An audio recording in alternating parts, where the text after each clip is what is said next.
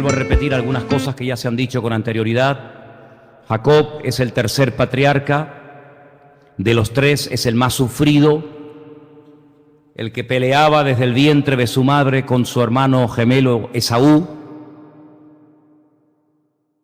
Algunos dicen por ahí que Jacob le robó, y lo he oído con mucha facilidad. No, es que Jacob le robó la primogenitura a su hermano Esaú.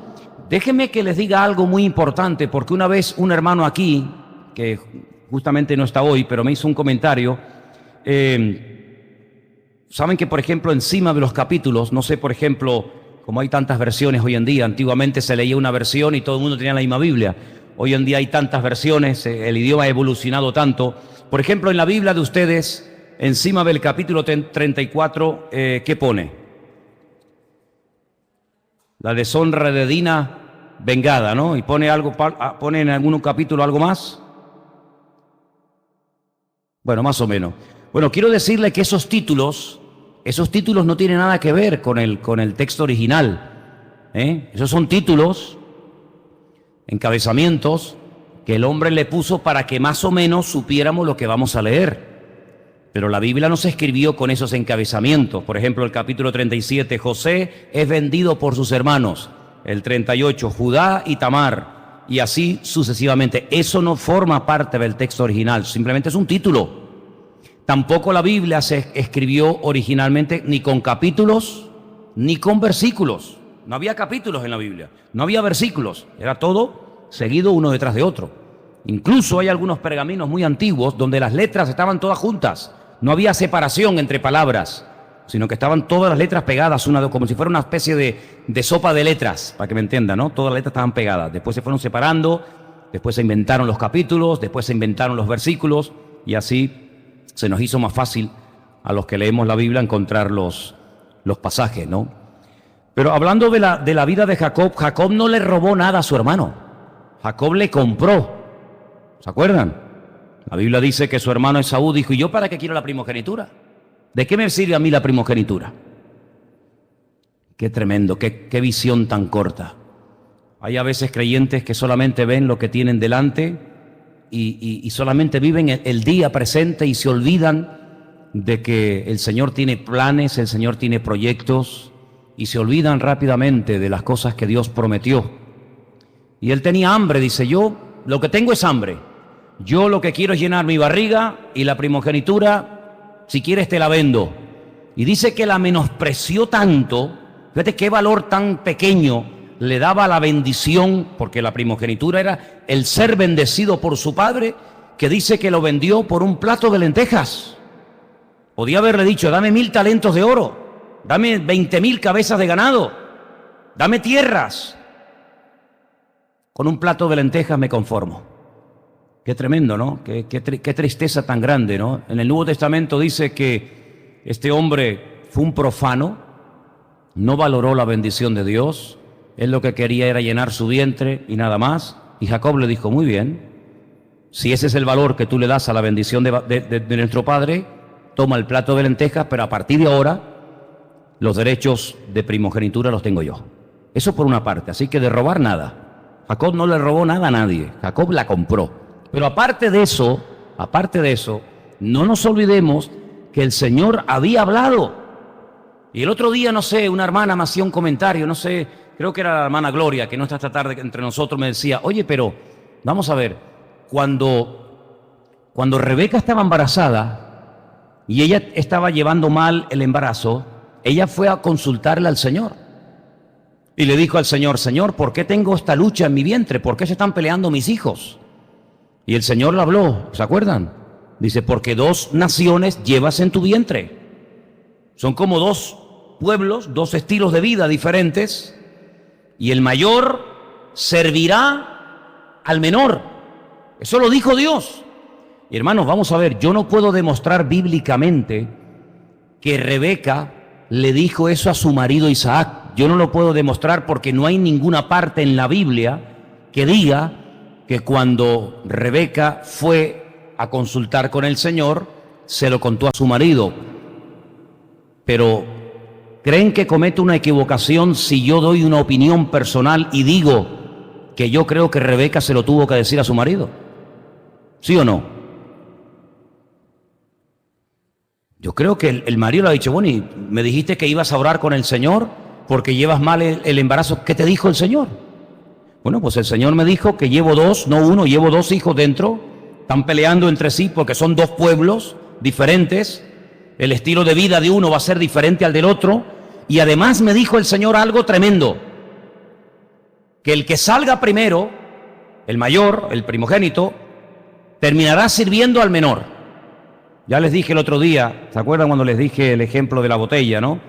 El concepto que tienen los judíos de los partos gemelos es como una botella, ¿verdad? Una botella donde metemos una piedra, entró la primera, metes otra piedra, entró la segunda, y la que entró la segunda sale la primera, y la que entró primera sale la segunda. Ese es el concepto que ellos tienen acerca de eso, ¿no? Pero la Biblia dice que Dios se decantó por el más joven. Dice la Biblia que Jacob era tranquilo. La palabra tranquilo en hebreo es tam, y se puede traducir como tranquilo, pacífico, inocente. No es que fuera tonto. Jacob de tonto no tenía un pelo. Lo que pasa es que el otro era más asalvajado, más asilvestrado, diríamos, ¿no? Y Jacob era una persona más que meditaba, escuchaba mucho a su padre lo que contaba de su abuelo, lo que había hecho el Señor. Y la Biblia nos enseña que él sabía perfectamente que él algún día obtendría la bendición de su padre. Parece que su padre se olvidó. Parece que su padre al que realmente quería bendecir era a Esaú. Pero aunque el fin no justifica a los medios, y ya lo hemos dicho muchas veces, al que le correspondía la bendición era al mayor. Y yo digo una cosa, hermano, ¿tú naciste para vivir en bendición o para vivir en maldición? ¿Para qué te creó el Señor a ti?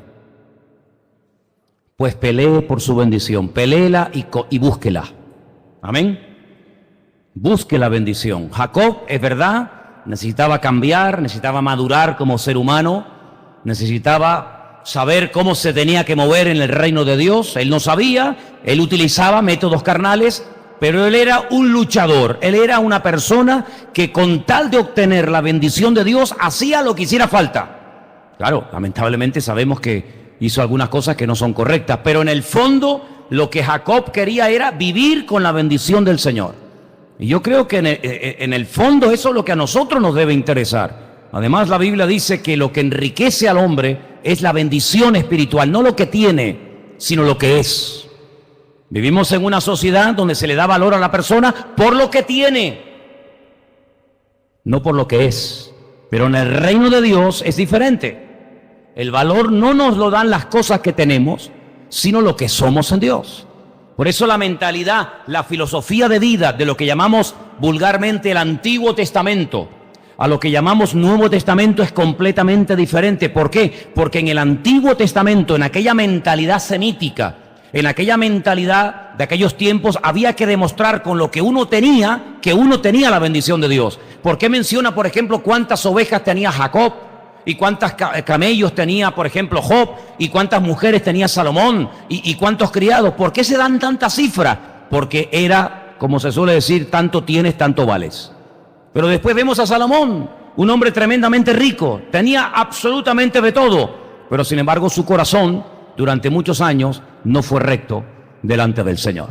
Sin embargo, después te encuentras al apóstol Pablo que dice, sé vivir humildemente y sé tener abundancia. En todo y por todo estoy enseñado. ¿Por qué? Porque todo lo puedo en Cristo que me fortalece. Así que el concepto no es que tengo que tener para demostrar, y la pregunta es, ¿demostrar a quién? Usted no tiene que demostrarle nada a nadie. ¿Qué tengo yo que demostrarle a ustedes a estas alturas de la vida? ¿Yo qué tengo que demostrarle a ustedes? ¿Qué me tienen ustedes que demostrar a mí?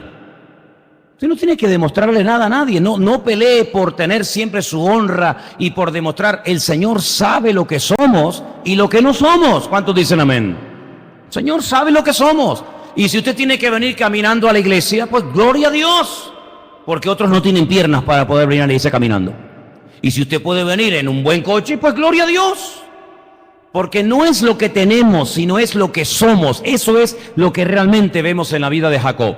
Que Jacob es un hombre que tuvo que aprender a vivir utilizando otros sistemas para obtener la bendición de Dios. Y yo le voy a decir algo que a usted le puede chocar, porque evidentemente esto no es, entre comillas, agradable oírlo. Pero las bendiciones de Dios a veces se obtienen por el sufrimiento. Usted va a ver en la vida de Jacob que cuando el Señor le dice, tranquilo, hasta ahora has corrido y hasta ahora, vamos, has hecho casi entre comillas lo que a ti te da la gana. A partir de ahora, el nombre primero te lo voy a quitar, porque el nombre que te pusieron te ha marcado y la forma como tú has vivido hace honor a tu nombre. A partir de ahora yo te voy a poner un nombre diferente. Te voy a cambiar por dentro y te voy a cambiar por fuera. Te voy a llamar Israel. Israel es un nombre inventado por Dios. Y solamente hay uno en la Biblia que se llama Israel. Es un nombre muy interesante, porque cada letra de ese nombre tiene un estudio muy interesante. Pero a partir de ese momento, Jacob ya no puede caminar como antes caminaba. De hecho, vimos el otro día que aquel ángel, porque al final vimos en otros pasajes, ¿se acuerdan? Que con quien peleó era un ángel, dice que le dislocó la cabeza del fémur y quedó tocado, quedó lisiado. De hecho, hay por ahí algunos versículos que llaman a Jacob el gusano de Jacob. Gusano de Jacob. Es un hombre que arrastraba la pierna como señal de que un día había tenido aquella batalla y el Señor lo cambió. Y a partir de ese momento, Jacob es otra persona completamente diferente. Por ejemplo, ¿se acuerdan cuando violaron a su hija? Eso tuvo que ser algo muy desagradable. Ver que tu única hija sale a dar un paseo y te la violan. Y no solamente dice que la violaron, sino que la humillaron. Es mucho más. Dice la Biblia que cuando ella viene al campamento, en otra etapa de la vida, Jacob, hubiera explotado, pero dice que guardó silencio, no dijo nada, hasta que vinieron sus hijos. Ya el carácter de Jacob es más tranquilo, es más benigno, pero lamentablemente vemos que esa madurez, esa tranquilidad de poner todo en las manos del Señor, incluso lo que duele y lo que te hace sufrir, sus hijos no la tenían y engañaron a los habitantes de Siquén, y dos de ellos se unieron, engañaron a los de la ciudad de Siquén, Simeón y Leví. Dice que entraron en la ciudad y arrasaron con todo, hicieron un auténtico desastre y Jacob tiene que huir porque sus hijos se juntaron lamentablemente para lo malo, ¿no? En la Biblia vemos que la unidad tiene una fuerza tremenda, pero vemos que la unidad tiene una fuerza tremenda para lo malo y también para lo bueno. Cuando el pueblo de Dios se unía para lo bueno era una bendición, pero cuando los hombres se unían para lo malo eran capaces de ponerse todos juntos a levantar una torre para llegar al cielo y desafiar al mismísimo Dios, ¿no? Si ustedes piensan que con la violación de su hija y con aquel ataque descabellado y despiadado de sus dos hijos contra la ciudad de Siquén se acabaron los problemas de Jacob, les vuelvo a repetir que las bendiciones que ahora va a experimentar Jacob no las va a experimentar por su mala cabeza, por precipitarse, por hacer las cosas en la carne, sino que la bendición de Dios trae persecución. La bendición de Dios despierta la envidia. La bendición de Dios despierta los celos. Usted no se puede imaginar cuánta gente tiene envidia de lo que tú eres y de lo que tú tienes. Tú no te puedes imaginar los celos y la envidia que tienen algunas personas por verte feliz, por verte con tu hijo, con tu hija, casado o con la juventud que tienes o donde estás. ¿A cuántos les gustaría tener lo que tú tienes? Así que yo dije hace tiempo, prohibido quejarse. ¿Cuántos dicen amén? La unción siempre despierta celos y envidia, siempre.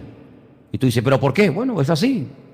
José, lamentablemente, para sus hermanos era un peligro. Para Potifar era una bendición. ¿Qué te parece? Potifar dijo, qué bendición tener este muchacho conmigo. Tú te vas a encargar de todo. Ese mismo José, en la casa de sus hermanos, los hermanos no podían verlo ni en pintura y querían matarlo. Es increíble cómo a veces los inconversos tienen como más olfato y más perspicacia espiritual que los mismos creyentes, ¿no? En la vida de David, la bendición de Dios despertó los celos y la envidia del mismísimo rey Saúl. En la vida de Jacob, pues tuvo persecución, tuvo serios problemas, y me llama la atención en el capítulo 37 del libro de Génesis que estamos leyendo, dice en el versículo 1, habitó Jacob en la tierra donde había morado su padre, en la tierra de Canaán. Tenemos que pararnos aquí porque a veces leemos la Biblia, me da la impresión de que a veces leemos la Biblia y pasamos al otro versículo y al otro, y espera un momento, no corras. Yo siempre digo, es mejor leer en un día 10 versículos, pero bien leídos y bien entendidos, que leer 40 capítulos y no haberte enterado de nada. Vamos a ir paso a paso. Habitó Jacob. En otras palabras, Jacob dijo, bueno, me han violado a una hija. 2 de mis hijos armaron un follón en la ciudad de Siquén que no nos mataron de milagro. Escapé con vida del odio y de la envidia de mi hermano Esaú. Al final mi padre logró bendecirme, a pesar de que yo lo engañé y le dije que era su hermano, su hijo primogénito Esaú. Viví 20 y tantos años con Labán, que me amargó la vida y me hizo la vida imposible. Al final de ese calvario de vida, dice, por fin, podríamos decir nosotros, habitó Jacob, la Shevet, echó raíces, se acomodó diciendo, bueno, ya hemos sufrido suficiente. Habitó Jacob en la tierra donde había morado su padre, en la tierra de Canaán. Ya se acabaron los problemas, ¿no? ¿Sabes? Si hay alguien aquí que piensa que cuando tus hijos se casen, que ya sean grandes, que ya no estén viviendo contigo, o que ya estén viviendo sabe Dios dónde, cuando ya tú ya tengas una cierta edad, todo va a ser una maravilla, no te queda nada. El Señor nos va a estar tratando hasta el último día de vida. Alguien dijo, hijos pequeños, problemas pequeños, hijos grandes, problemas grandes. Alguien dijo eso.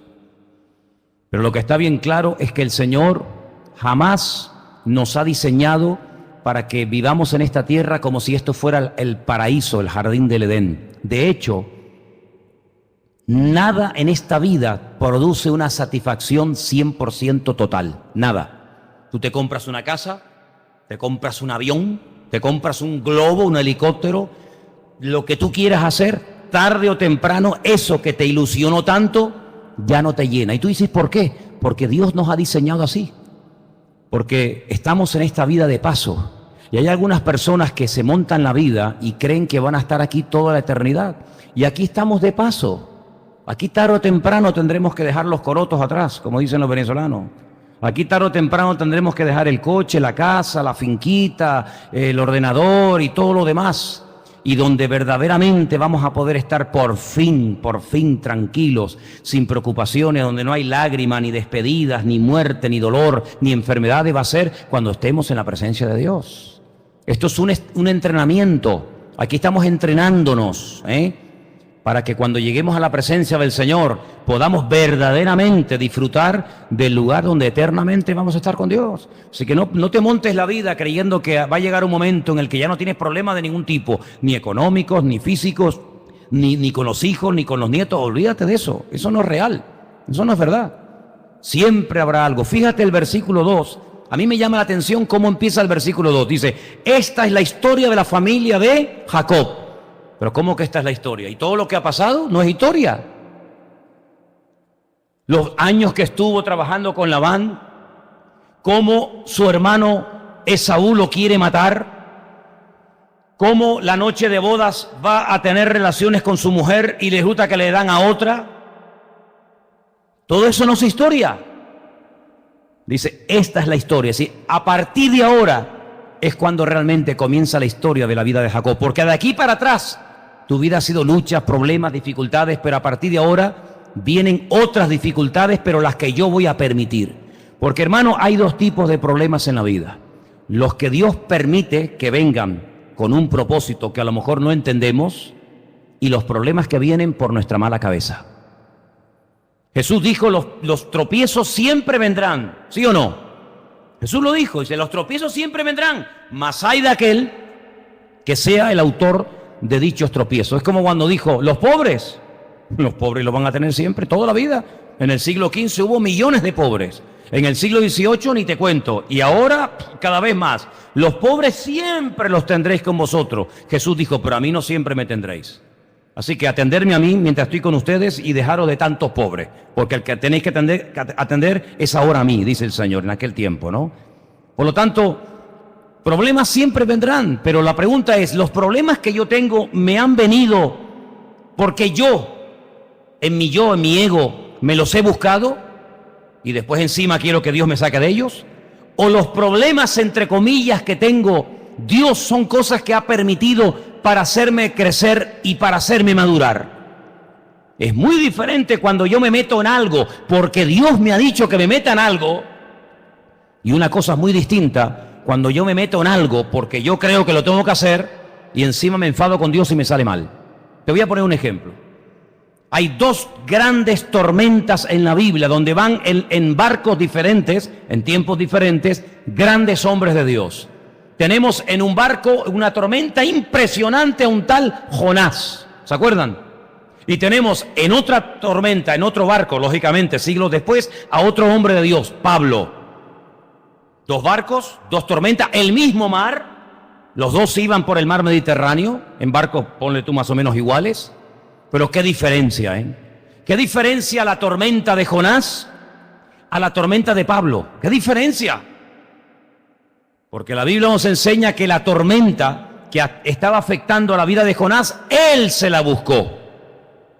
Los marineros dijeron, esto no es normal, esta tormenta, siempre hay tormentas, pero esta no es normal, esto es una pasada de tormenta.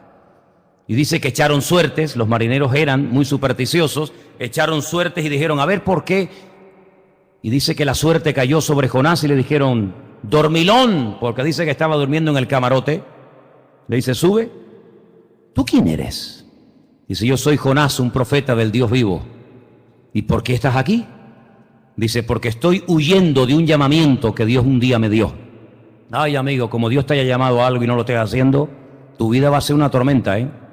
Tu vida va a ser una tormenta. Como Dios a ti te haya llamado, te recuerdo las palabras de aquel hermano nuestro cubano, predicador y poeta, Rodolfo Loyola, que decía que el llamamiento que el Señor pone en el corazón de una persona es como una espina clavada en el corazón, que si te la quitas te mueres, y si te la dejas vivirás toda tu vida con una espinita clavada en tu corazón. De una forma muy poética lo decía, ¿no?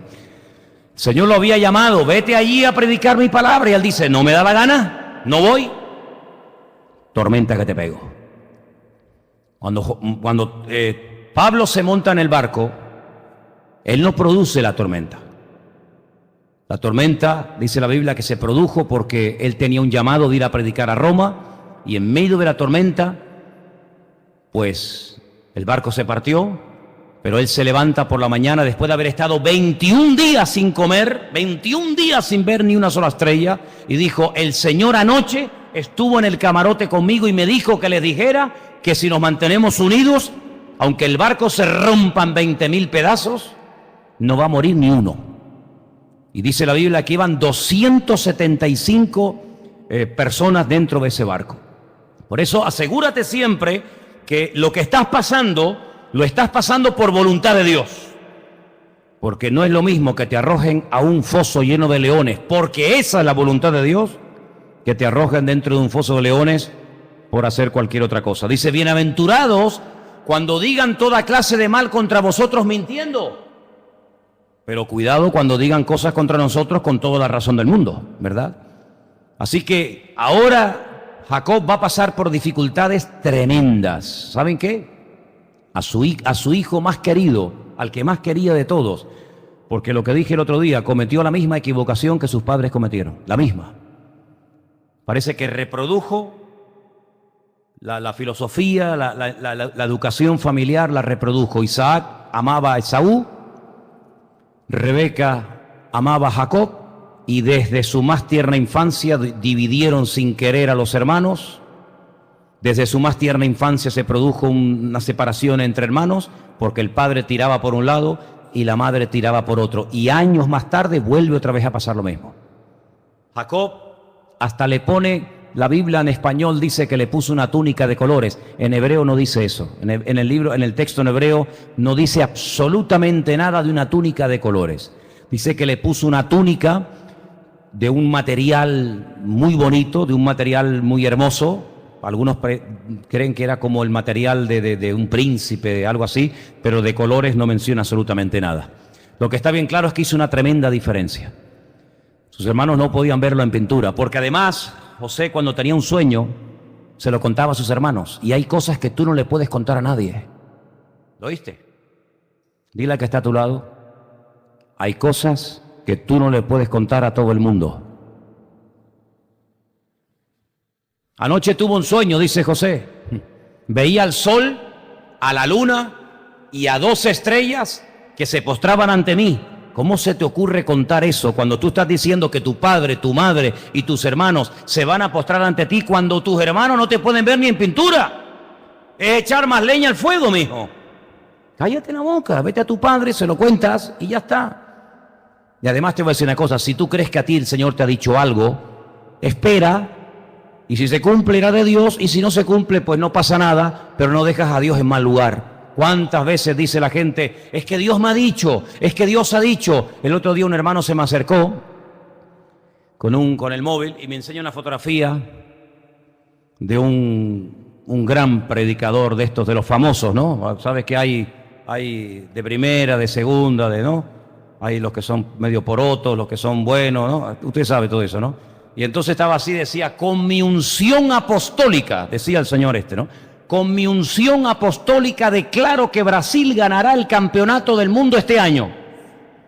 Menos mal que tenía unción apostólica. Si llega a tener unción de diácono, manda a Brasil a la Patagonia. Peor ridículo no ha hecho Brasil en toda su historia. Menos mal que le profetizó lo bueno. Le llega a profetizar lo malo, lo deja todo ciego. ¿Qué le parece? No podemos hacer cualquier cosa por muy cristianos que seamos. Hay cosas que es mejor guardarlas en el corazón. ¿No lo hacía María? ¿No lo hacía María, la madre de Jesús? Un hombre cogió una vez al niño y dice, una espada traspasará tu alma. Este niño está para caída y levantamiento de muchos en Israel. Una señal que muchos no van a entender. Ella no entendió nada, pero ella guardaba esas cosas en su corazón. José abría su corazón a sus hermanos carnales y sus hermanos terminaron haciendo una especie de juramento para acabar con él y para matarlo. Y así contaba a sus hermanos. Este fue el dolor más grande en la vida de Jacob. Le dolió más a Jacob perder a su hijo José a que violaran a Dina. De hecho, cuando a él le dicen que a su hijo José lo ha matado una mala bestia, él dice, descenderé al Seol, descenderé a la muerte con dolor. Durante más de 20 años, escuchen bien, porque con 17 años José es llevado a Egipto y hasta los 30 años no sube al trono. ¿Cuántos años pasaron?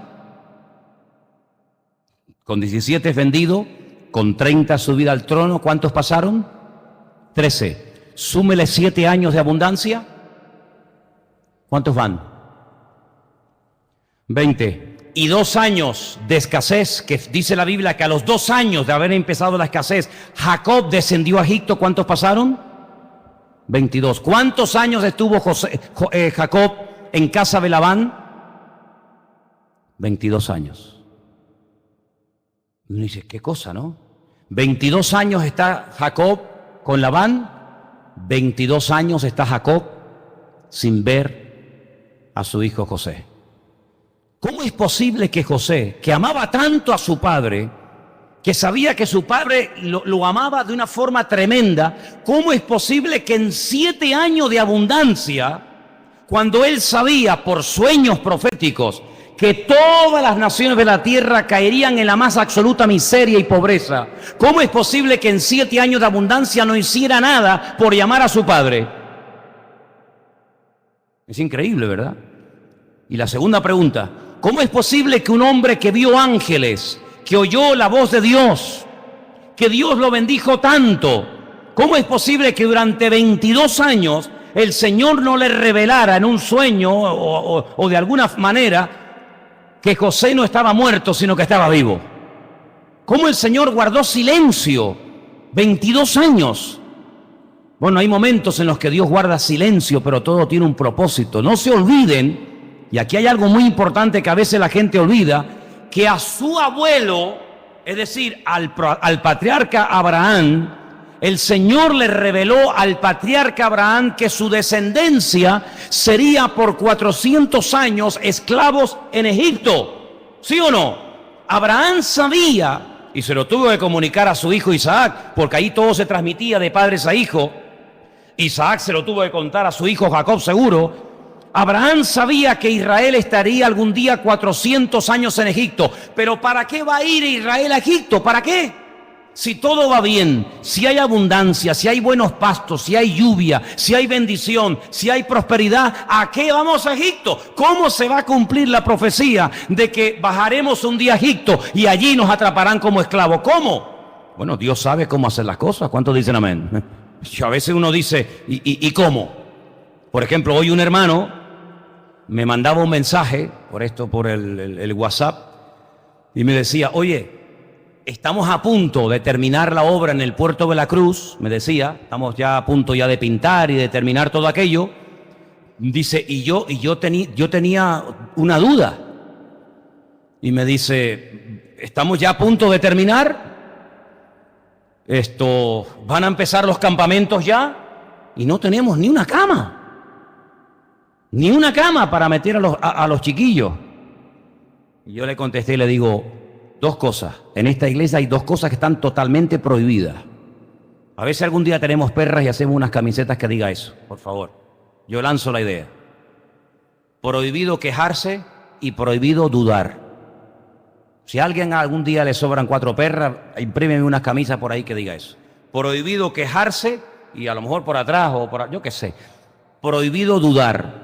Y le escribo eso y me dice, ¿y eso? Digo, escucha, esta mañana recibo, ya lo he contado al principio para los que no lo sabían, esta mañana recibo una llamada de un hermano que me dice, acabo de comprar 25 literas a 100 euros cada una, 2.500 euros en litera. Pero claro, una litera sin colchón, pues oye, gloria a Dios, pero... Dice, no, pero he comprado 50 colchones a 70 euros, 70 por 50...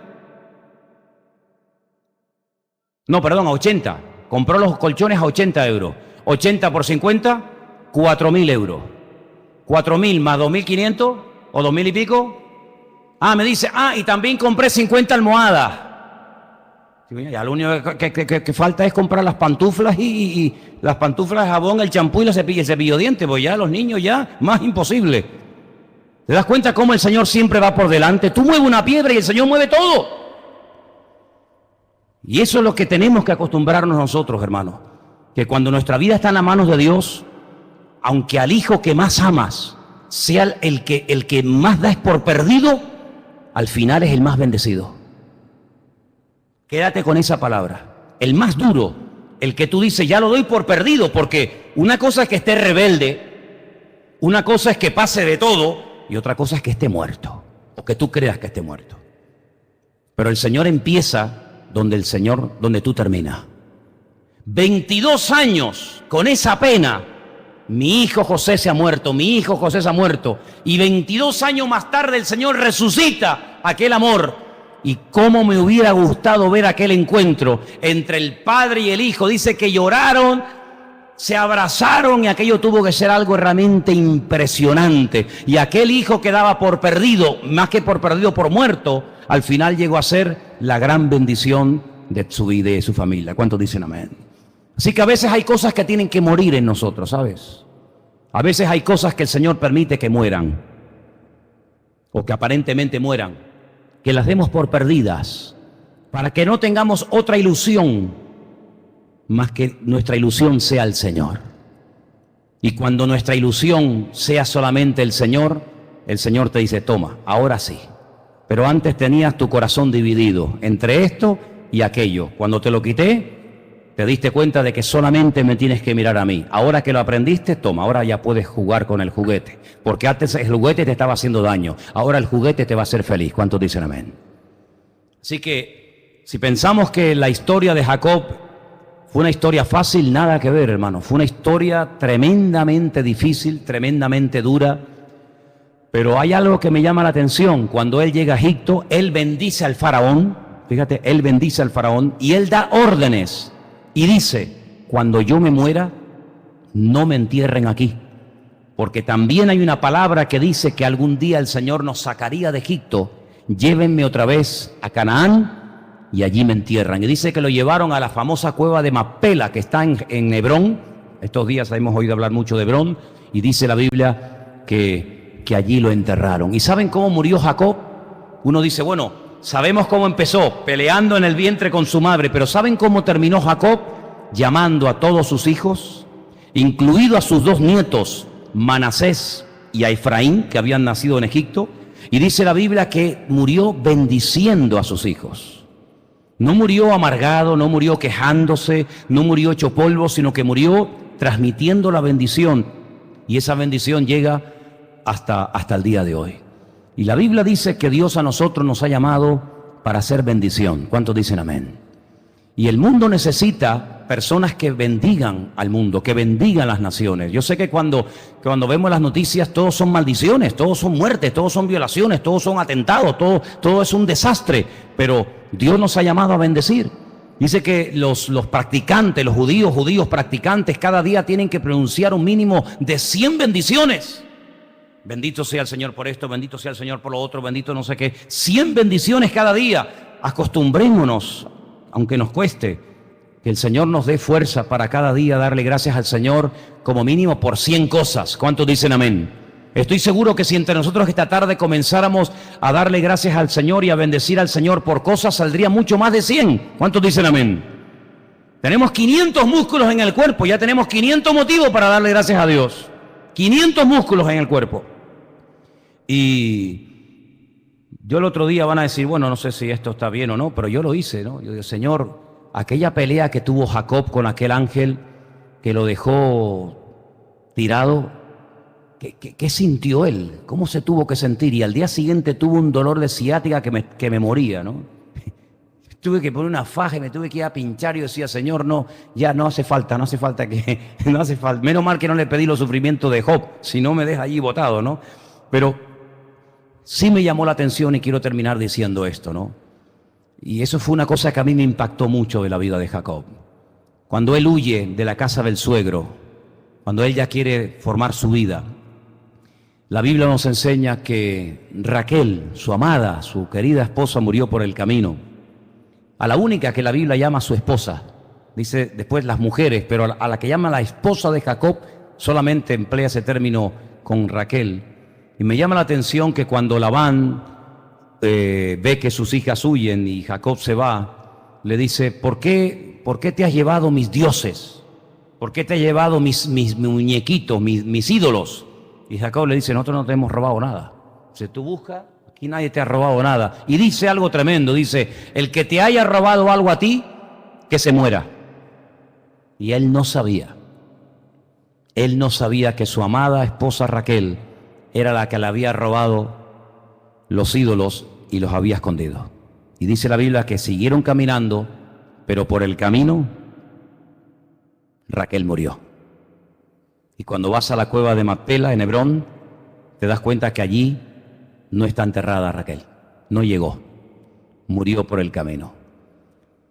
Yo creo que algo que tenemos que pedirle cada día al Señor es que el Señor nos tape la boca si vamos a decir algo que no bendice. Que el Señor nos tape la boca si vamos a decir algo que a corto o a largo plazo puede traer problemas.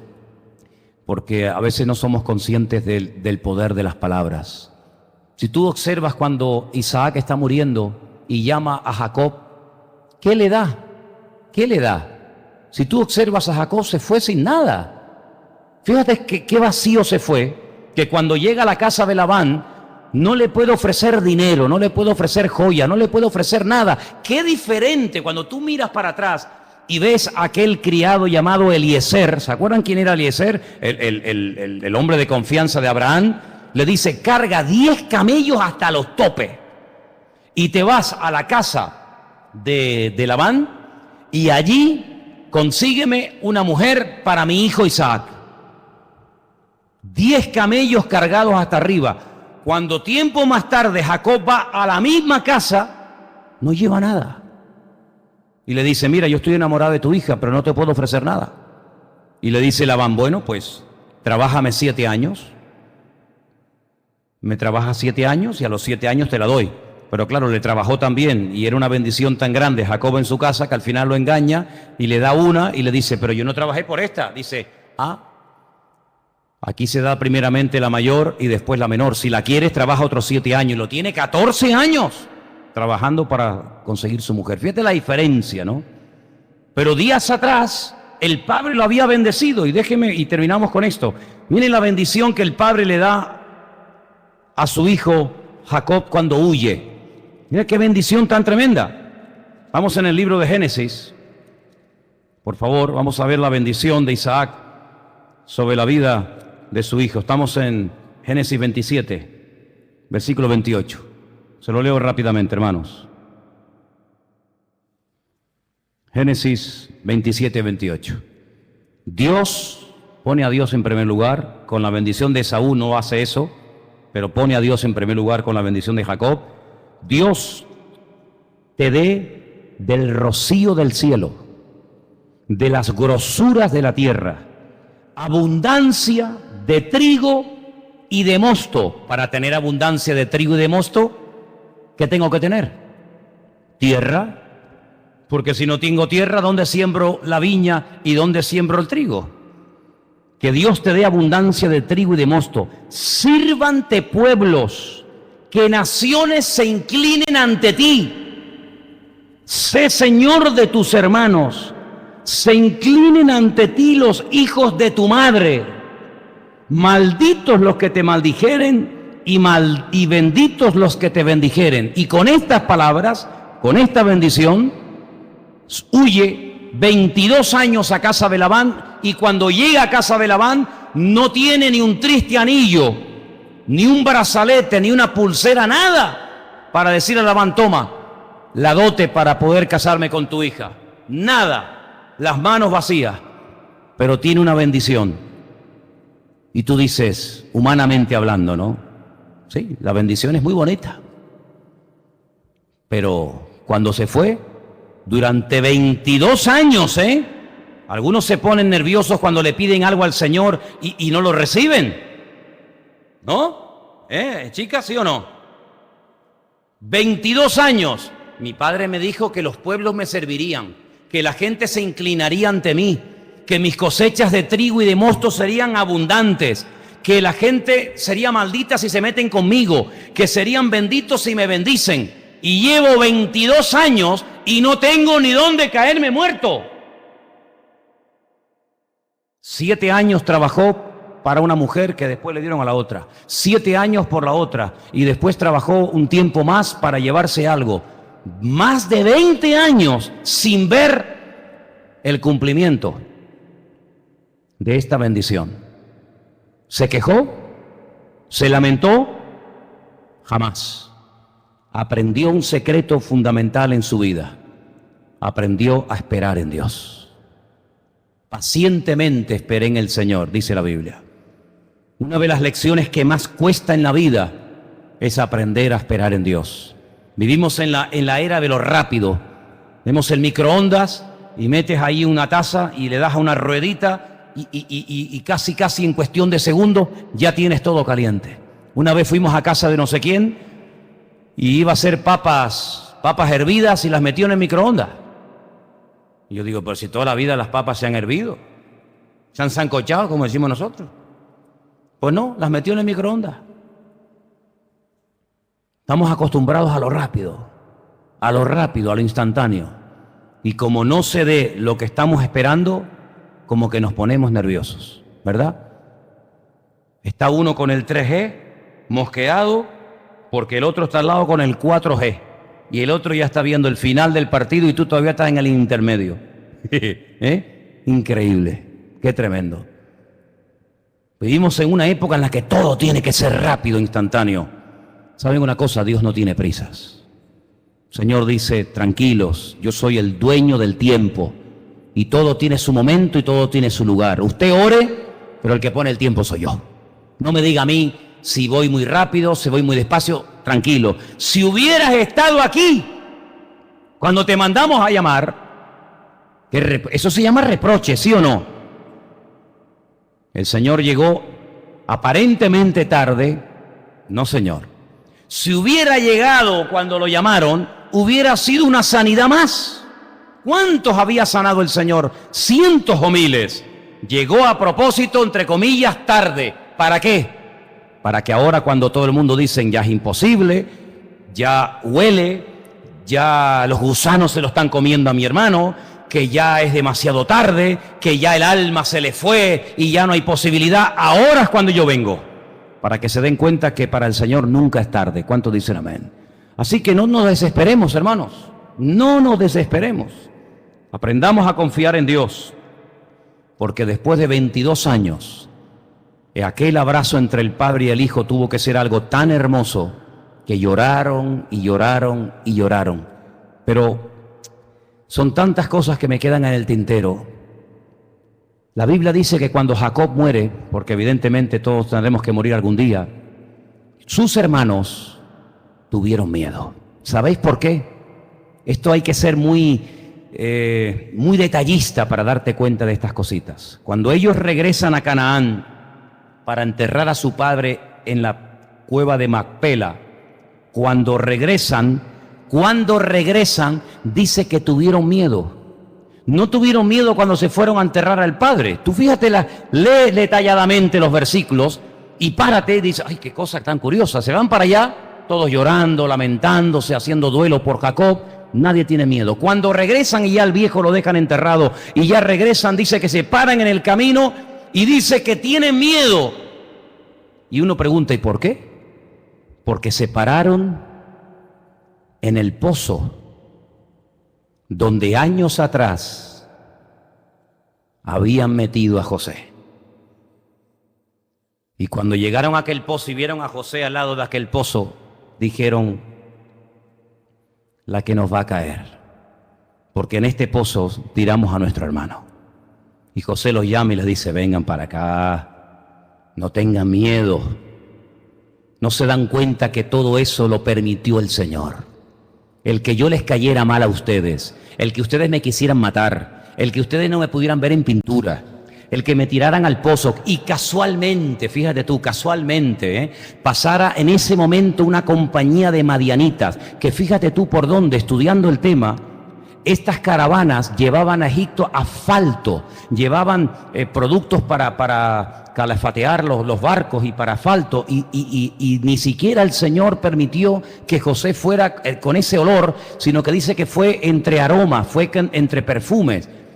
No fue casualidad que yo llegara a Egipto, no fue casualidad y que me comprara un señor. Mira toda la gente que hay en Egipto, y justamente me compró uno que se llamaba Potifar. Mira qué casualidad. Y mira qué casualidad que la mujer de Potifar se enamora de mí. Mira qué casualidad. Y gracias a ese, delito no cometido, me meten en la cárcel. Pero es que yo tenía que entrar en la cárcel. Porque si no entro en la cárcel, no interpreto los sueños del copero y del panadero. Años más tarde, uno de ellos le dice al faraón, oye, no te preocupes, que los sueños que nadie es capaz de interpretarte, hay un chico que conocimos hace un montón de años, un hebreo, que tiene el don de interpretar los sueños, llámatelo y él te va a decir lo que es. Así que no ha sido casualidad, Dios lo permitió así. Claro, el precio que tuve que pagar ha sido terrible, el precio, y en Génesis no dice, pero en los Salmos dice que estuvo encadenado y estuvo durante años con un cepo. Dice, pero el Señor permitió todo aquello, ¿para qué? Para que hoy estuviéramos todos con vida. Así que aquello que aparentemente nos puede parecer negativo, a la larga, el Señor nunca pierde. sino el Señor siempre gana, porque los que amamos a Dios, todas las cosas nos ayudan a bien. ¿Cuántos dicen amén? Aleluya. Así que Dios es bueno y Él no se equivoca nunca. Doy gracias por la vida de Jacob. Dios mediante estudiaremos otras cosas, pero creo que hemos disfrutado, hemos ido por encima, pero creo que hemos visto cosas muy interesantes de este tremendo personaje, que ya no lo vamos a llamar Jacob, el suplantador, sino lo vamos a llamar Israel, porque ese fue el nombre que el Señor le dio. Amén. Cierra tus ojos, hermano, en esta tarde, por favor. Dale gracias al Señor.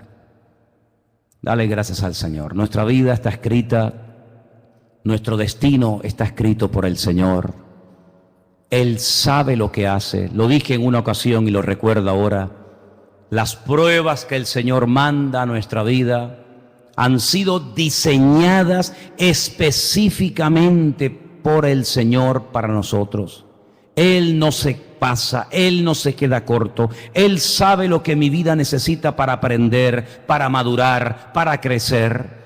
No se equivoca, no es injusto, no tiene favoritos, sino que Dios es bueno. Y todo cuanto está ocurriendo en mi vida, el Señor lo tiene todo bajo su control. Ni un pelo de la cabeza de nadie se cae sin permiso del Señor. Él es bueno y para siempre su misericordia.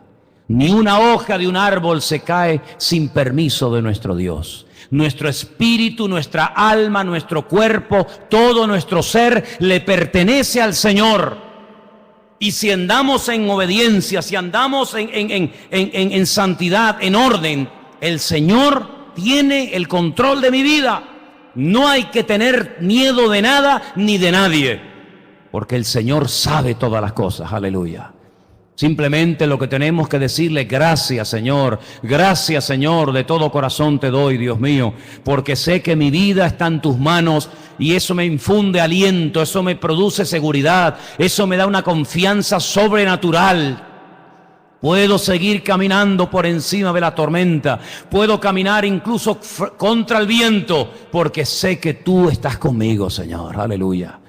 Te ruego que tú traigas fortaleza física y espiritual a nuestras vidas, Señor, para que en este tiempo de prueba que todas las naciones de la tierra están experimentando y sufriendo, nosotros podamos mantenernos firmes y en medio de tantas falsas doctrinas y enseñanzas raras y extrañas, nosotros no nos apartemos ni un milímetro de tu bendita palabra. Señor, que no nos apartemos ni a diestra ni a siniestra, sino que confiemos en el Señor, porque Él es nuestro amparo y nuestra fortaleza. Bendito sea Dios. Fortalécenos en la fe, Señor, que no decaiga tu pueblo en ningún momento, en ningún instante. Y te pido, mi Señor, que tú nos ayudes, sobre todo en este fin de semana, en estos actos evangelísticos que se van a llevar a cabo, Dios mediante, ahí en la calle. Señor, te pido que tú respaldes estas actividades y que tú pongas tu bendición y que no destaque nadie, que no destaque ninguna persona por encima de otra. Que el centro seas tú, Señor. Que el centro de atención seas tú, mi Dios. Y que la gloria y la honra te la lleves tú siempre, Señor. Gracias te damos por el privilegio de haberte conocido. Señor, ayúdanos a esforzarnos y gracias porque tú estás supliendo cada día nuestras necesidades. Gracias queremos darte por este milagro de todas estas camas y colchones y almohadas que milagrosamente se han suplido, Dios mío. Gracias, Dios mío, de todo corazón. No tenemos palabras para agradecerte, Señor, lo bueno que tú eres, cómo tú has ido supliendo día tras día todas y cada una de las cosas necesarias. Te pedimos una vez más por Jeremías, que tú lo visites, Señor, y que mañana cuando lo tengan que bajar a quirófano todo salga perfectamente bien, Señor, conforme al diseño, conforme a la voluntad soberana de Dios. Te pedimos también por esos dolores, Señor, de Inma, Señor, que tú en el nombre de Jesús los quites, Padre Santo. Y te pedimos también por la salud de nuestro hermano Pablo y por nuestra hermana Juana y por cualquier otro que pueda estar enfermo entre nosotros. Declaramos que tú eres nuestro médico divino. Tú eres nuestro sanador. Danos fuerza, Señor, a pesar de los años, a pesar de los avatares de la vida. Tú eres nuestra fuerza, Señor. Dice tu palabra, diga al débil, fuerte soy. Aleluya. Y gracias te damos porque contigo tenemos gozo y tenemos paz. Recibe la gloria y la honra en esta tarde, Dios mío, en el nombre bendito y poderoso de Jesús. Amén.